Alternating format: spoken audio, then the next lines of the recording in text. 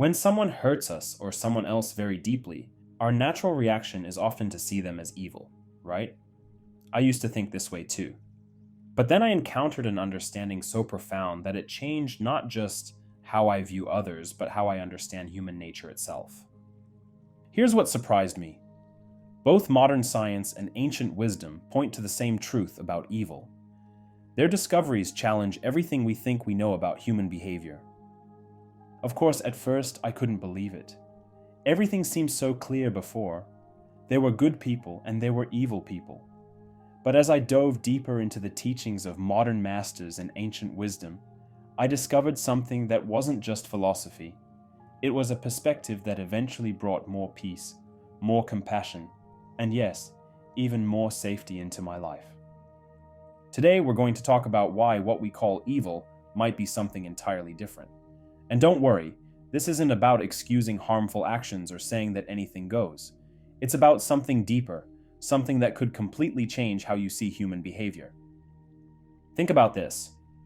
Just 200 years ago, if someone was experiencing mental illness, they weren't seen as someone who needed help and treatment. They were often labeled as evil, possessed by demons. Families would hide them away in shame, or worse, subject them to exorcisms rather than treatment. Today, we look back at this with compassion and understanding, knowing that these people weren't evil. They were ill, and they were suffering.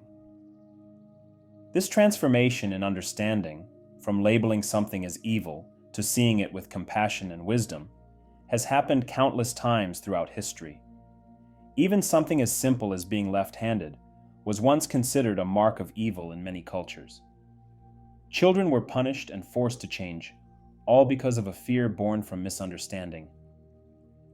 Modern neuroscience is revealing something remarkable about human behavior. Research shows that what we often label as evil behavior actually stems from deep trauma, developmental issues, or severe psychological wounds. Don't get me wrong, this doesn't excuse harmful actions at all, but it helps us understand them better. And understanding is the first step toward real solutions. Let me share something personal. A few years ago, I encountered someone who seemed to embody what many would call evil. This person spread vicious rumors about me at work, deliberately tried to undermine my relationships with others, and seemed to take pleasure in causing chaos. At first, I fell into the trap of seeing him as simply bad or evil. But then something shifted. Through a chance conversation with a mutual colleague, I learned about this person's background, about the profound betrayal and abandonment he had experienced, about his desperate fear of others succeeding where he had failed. This didn't make his actions okay, but it changed everything about how I understood him and responded to the situation. One of the most influential spiritual teachers of our time, Eckhart Tolle, explains this using a beautiful analogy. Imagine the sun, the source of all life and energy on Earth. Now think of individual rays of sunlight. These rays might temporarily forget their connection to the source and believe they're separate. In their perceived separation, they might act in ways that seem to go against their true nature. And this is exactly what happens with human consciousness. When we forget our connection to the whole, when we become completely identified with our separate form, our ego, we can act in ways that seem evil. Think of someone who hurts others. They're often caught in deep fear or pain, completely identified with their ego, forgetting their true nature.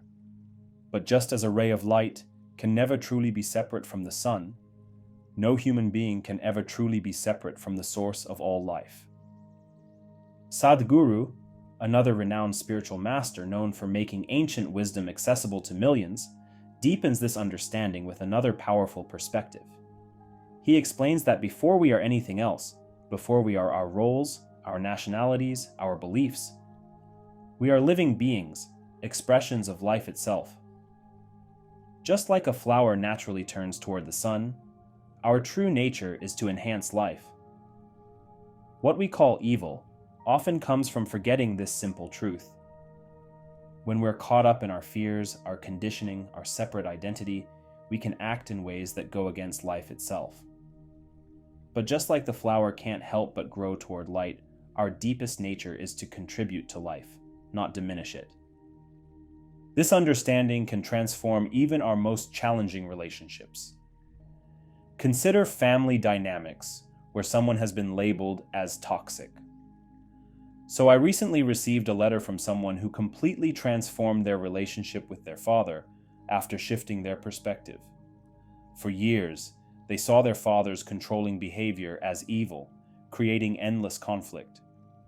But when they began to see his actions as coming from unprocessed fear and generational trauma, something remarkable happened. Instead of reacting with anger, they responded with understanding, while still maintaining healthy boundaries, of course.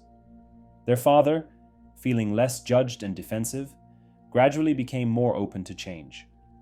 The relationship didn't become perfect, but it became something neither of them thought possible, more peaceful and even healing.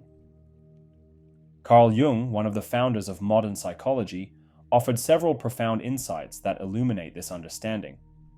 He discovered that what we label as evil in others is often a reflection of parts of ourselves we've refused to acknowledge, what he called our shadow. Jung said, "How can I be substantial if I do not cast a shadow?" He understood that trying to be purely good creates an imbalance that actually leads to more unconscious, harmful behavior. Instead of trying to eliminate our shadow, Jung suggested we need to integrate it, to understand and accept all parts of ourselves. This is why judging others as evil often feels so emotionally charged. When we point at others and say evil, we're often pointing at aspects of human nature that we're afraid to acknowledge in ourselves. But here's the beautiful paradox. When we accept our own capacity for both light and shadow, we become less likely to act unconsciously and more capable of genuine goodness. Think about how this might apply to your daily life. When someone at work takes credit for your ideas, instead of seeing them as malicious, you might recognize their deep insecurity. When someone betrays a confidence, instead of labeling them as bad, you might see their desperate need for connection or approval. This shift in perspective becomes particularly powerful when dealing with manipulation or betrayal. Recently, in a support group, someone shared how their understanding of their ex-partner's infidelity evolved. Initially seen as pure evil, they gradually understood it as a pattern of wounded behavior, someone so afraid of abandonment that they preemptively destroyed relationships. But don't get me wrong, this understanding didn't erase the pain, but it allowed for healing without the burden of hatred. Now I know what some of you might be thinking, but don't we need the concept of evil to protect ourselves? To know what to avoid? This is where we need to make an important distinction. We can recognize harmful actions without labeling the person as evil. We can set firm boundaries while maintaining understanding.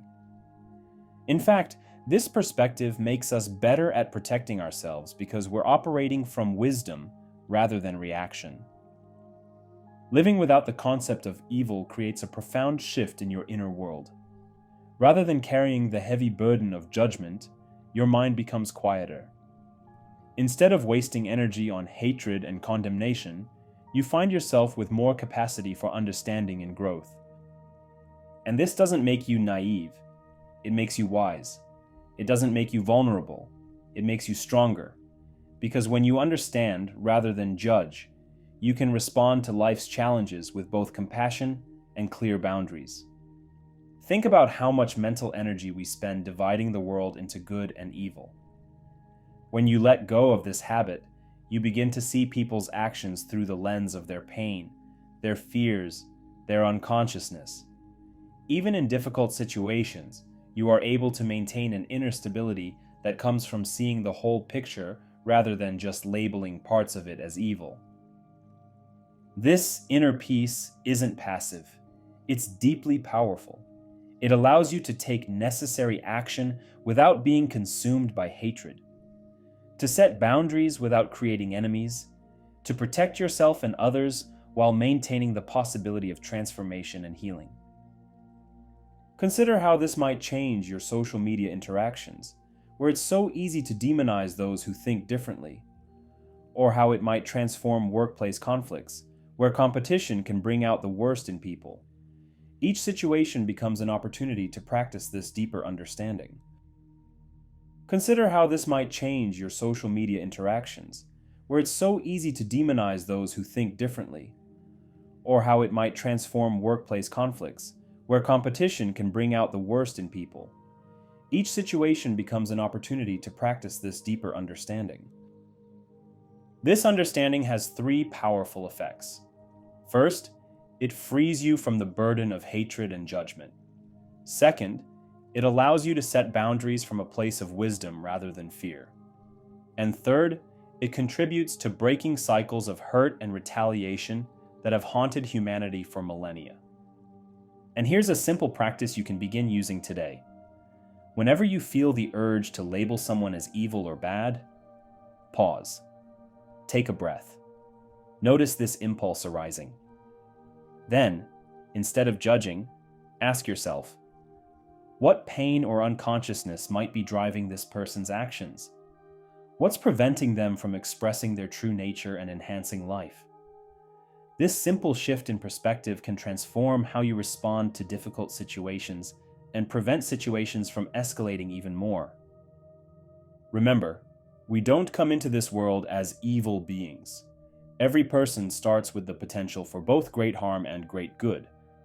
What we label as evil is often unconsciousness, pain, or separation, expressing itself through human actions. When you understand this, something profound happens. Your heart opens even as your wisdom grows. You become more capable of creating positive change in the world, not through judgment and rejection, but through understanding and conscious action. You no longer add to the world's separation.